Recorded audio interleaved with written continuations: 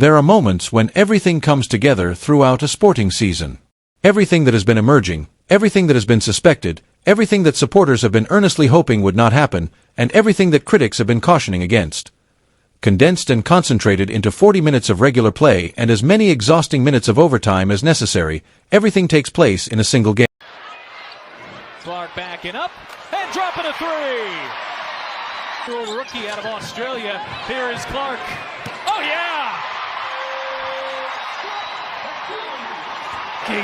Here from Indianapolis, Caitlin Clark sends us to overtime because Sonia Citron. One of such instances was undoubtedly the Indiana Fever versus Washington Mystics game.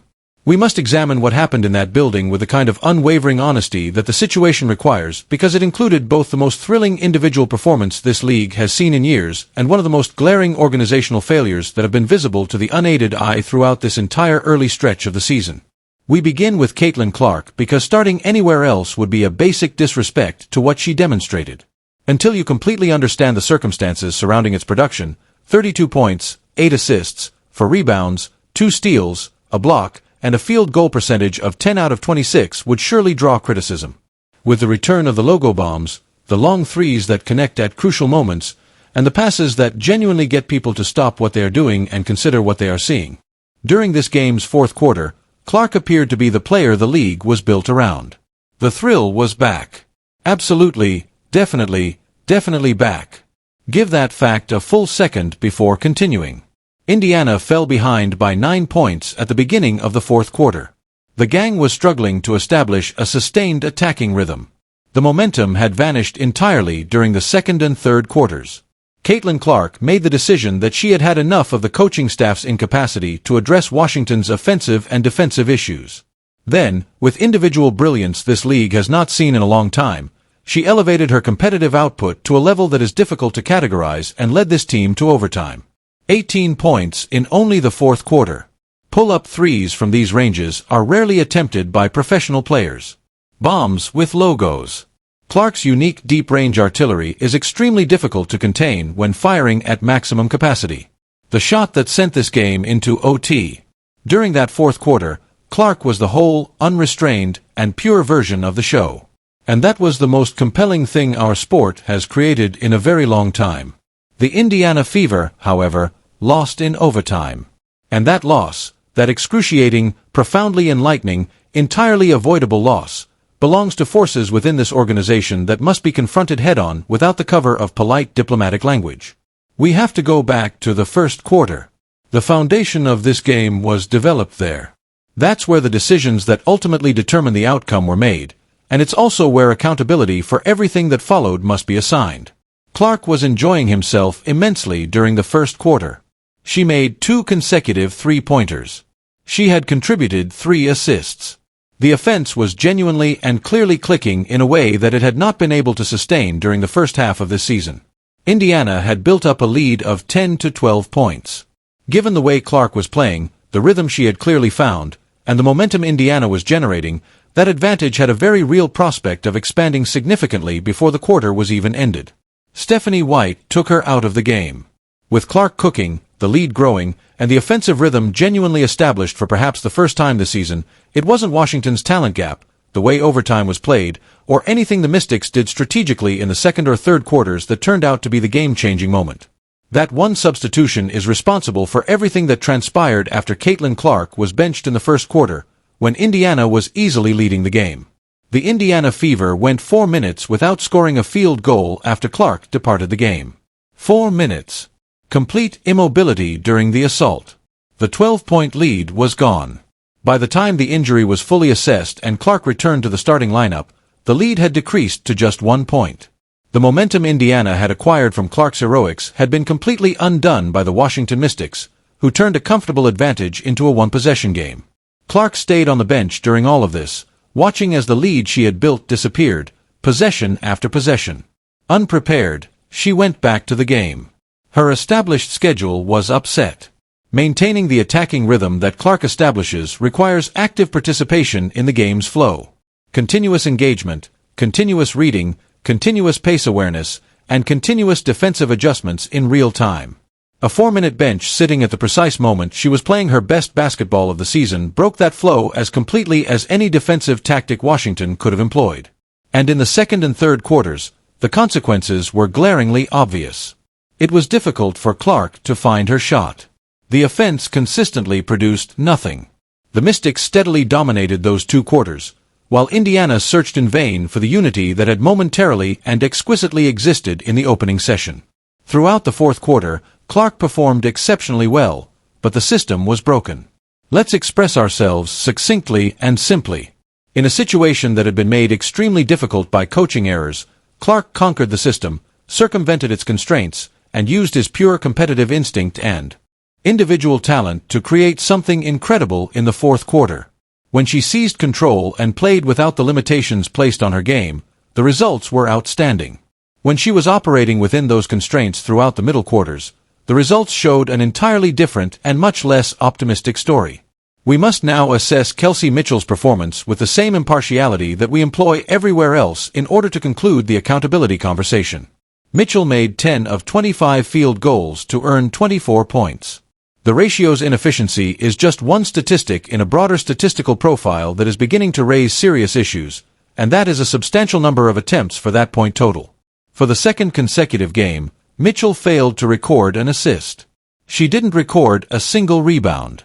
Throughout her tenure as a significant offensive option in this team's offensive strategy, Mitchell's only contribution was through field goal attempts, and even that crucial contribution fell short when it mattered most. Mitchell missed a wide-open layup when Indiana had a genuine opportunity to take the lead in overtime. It wasn't a contested shot or a difficult angle under defensive pressure, and she missed both of her attempts while she was at the free throw line with an opportunity to cut the deficit to 1 possession. In a game that is eventually decided by the slightest margin, those overtime execution blunders are the obvious, measurable difference between a win and a loss. Every other player of the club's rotation has contributed an assist in these early games. Monique Billings found co-workers. Sophie Cunningham found teammates. Maisha Hines-Allen had 5 assists in this specific game. Lexi Hull contributed 1. Aaliyah Boston contributed before her accident. Kelsey Mitchell hasn't provided an assist in the last 2 games, despite being the primary offensive option and playing a significant role at the 2-guard position. Not a look at a co-worker who cuts. There was not a single drive and kick that resulted in a basket. There was not a single possession where opting to shoot rather than pass produced a better result. This is not a small statistical error that goes away as the sample size increases. This player is functioning in a completely self-contained scoring mode regardless of what the defense provides, what teammates are doing in the areas around her, or whether a simple pass to an open teammate will result in a higher % outcome than a contested individual effort. Organizational accountability is needed for the complete lack of playmaking impact across a series of games. For a guy with the kind of offensive chance and financial commitment Mitchell is receiving, this front office has not yet been prepared to openly deliver. We must immediately confront Aaliyah Boston's accident because it represents the organizational chickens coming home to roost in the most evident and serious way imaginable. Boston was unable to return after suffering a lower leg injury during this game. This season, she was already struggling with physical problems. Now, at a time when the team cannot afford it, she has been further hindered. The repercussions are dire and urgent, even if it's uncertain how long she will be gone. It was frequently predicted by observers who questioned the roster-building decisions taken prior to the start of this season that Indiana would face a front-court depth issue. The team signed many guards in the off-season. The depth of the front court was never given enough consideration this season. The backup big scenario was frequently criticized for being insufficient at the time, but organizational decision-makers ignored the concerns. Now that Boston might not be available for a long time, Indiana's only inside options are Monique Billings and Maisha Hines-Allen. Even though both players work hard and have certain qualities, they lack the defensive presence, rebounding ability, and rim protection that a true backup big man must provide when the primary center is unable to play. Washington exposed this flaw in great detail. The Mystics went 3 bigs deep in their rotation and physically dominated Indiana's interior during the second and third quarters of this contest. If you lack the length to consistently challenge jumpers at the rim and the bodies to physically match up in the rebounding battle, teams with true interior depth will continuously punish you in the paint. Washington did exactly that. Deirdre Doyd was deemed unsuitable for the backup center position on a competitive team even before free agency ended. That evaluation was accurate, and now that Boston's health is at risk, in the next weeks, those building decisions will have an impact on the competitive landscape that the front office cannot ignore or minimize through corporate propaganda. A warning was sent to the front desk. The warnings were ignored. The bill has arrived. There is one additional element of this game that cannot be disregarded without careful examination, and it might be the most revealing detail of the competition. When the game was on the line and the final possession would decide whether Indiana won or lost, Caitlin Clark was unable to control the ball during overtime. Consider what that means for a moment. In the fourth quarter, Clark had just performed the most exciting performance this team has witnessed this season. She had actually generated the points that permitted overtime. She was the player who demonstrated that she was playing at the highest level of any player on the field throughout the opening 9 minutes of the fourth quarter. She is the team's most dangerous offensive player by all measurable metrics. Additionally, on the final possession in overtime, the point that separated the win and loss columns, she was not allowed to be holding the basketball. There is no tactical framework, defensive scheme analysis, or situational basketball reasoning to support the conclusion that Caitlin Clark is not the greatest choice to have the ball when the game is on the line in overtime. Regardless of the explanation put forth, that decision has completely, and rightfully disturbed the fan base and the analytical community. It speaks something about the organizational hierarchy of trust and coaching philosophy in this company. The game is finished. Overtime has an irreversible effect. But in 4 scoreless minutes, the substitution in the first quarter reduced a 12-point lead to a 1-point deficit, a roster that was not constructed to withstand the loss of its starting center, a final overtime possession that avoided the best player on the floor, and 2 consecutive games without a single assist from a player who was given plenty of offensive opportunities and a significant financial investment all contributed to that result. Accounting does not finish with the last buzzer. It accumulates. Caitlin Clark's performance in the fourth quarter of this game was the most exciting, sustained individual performance this league has seen in recent memory. The logo bombs were back. The vision was operating at maximum effectiveness.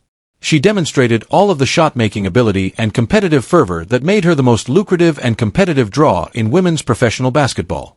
And all of that was nearly enough to overcome every challenge that the coaching and roster construction had presented. Very nearly is insufficient when you lose in overtime by a margin due to individual execution faults and substitution decisions. And before this season defines itself in a way that even a player with Clark's exceptional talent cannot reverse on his own, this team needs to address the organizational choices that are reflected in the discrepancy between what Clark produced and what was needed to achieve the desired outcome. The season is still in its early stages.